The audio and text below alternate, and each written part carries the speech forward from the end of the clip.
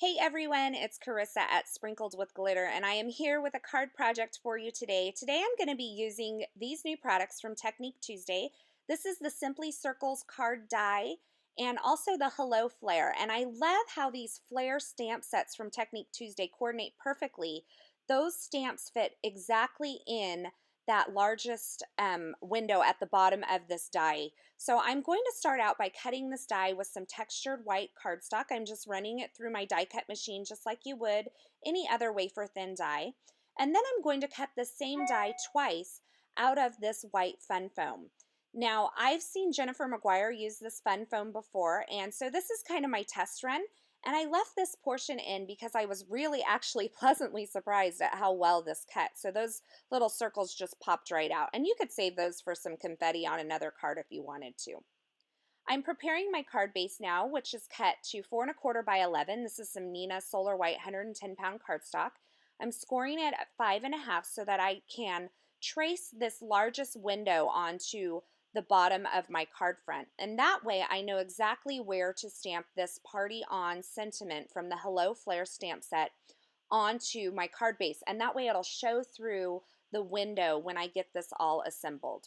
Now don't do what I did. I erased this immediately and I smeared the ink all over, so I had to recreate it. But let that set aside and dry and then erase the line later and you'll be perfectly fine.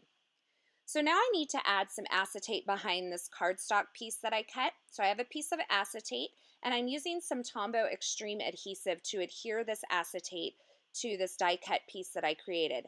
Now the acetate's actually a little bit bigger than my die cut piece, but that's okay because I'm going to adhere it down first, and then I'm just going to use some scissors to trim around the edge, and then I have the perfectly cut piece. I couldn't use the die because it would cut those holes out and then it would defeat the purpose of the acetate altogether.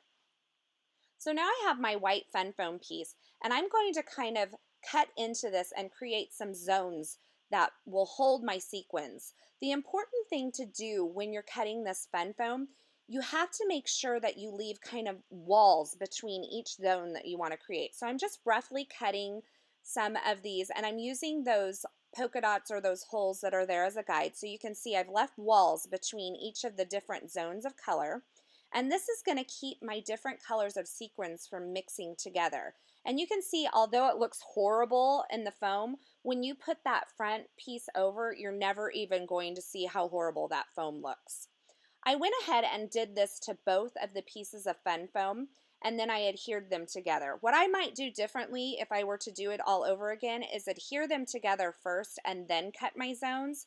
I think that it would just be a cleaner look altogether, but like I said before, you're not even going to see this. So I added some Tombow Mono Multi Glue, and I made sure that I got adhesive in on those walls that separate the zones as well, because that's going to keep the guts from spilling over from one part to another. Now I thought it would be really fun to create a glitter frame for around this shaker portion. So I just used my die again and cut that out of some glitter cardstock and then used my trimmer to trim around the edge of that. Now to make it match the card die cut that's already going on the front of this card, I just went ahead and rounded the corners with my 1/8 inch We Are Memory Keepers corner chomper, and that just kind of keeps those rounded corners going throughout the card. Now I'm going to go ahead and adhere this double stacked foam piece onto the front of my card base. And I'm using my T-square ruler to make sure that I get that nice and straight on the front of the card, and I made sure that my sentiment was showing through in that window. And then I used some tape runner adhesive just to adhere this glitter frame around those foam pieces. So I just kind of put the tape runner on there and then slip that down over. Now it was a tight fit, but in the end it worked out just fine. And I made sure I pushed that down all around the edges too.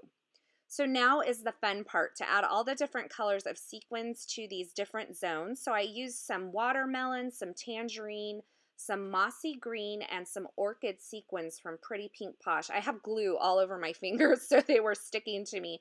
But I just put them in those different zones. And once I got them filled how I wanted them, I used more of that liquid glue to go around all of that foam on the inner walls as well.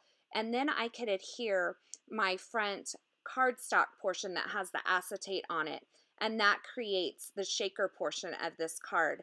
And since those walls are in there, none of those colors are going to mix together. Now, once again, I just rounded the bottom corners of this card to kind of match or mimic that rounded corners that were on the die cut piece that I used. And then I used some multi-matte medium from Ranger to adhere some sparkling clear and some gold sequins to the top of this shaker portion. So that completes my really fun kind of rainbow shaker card for today.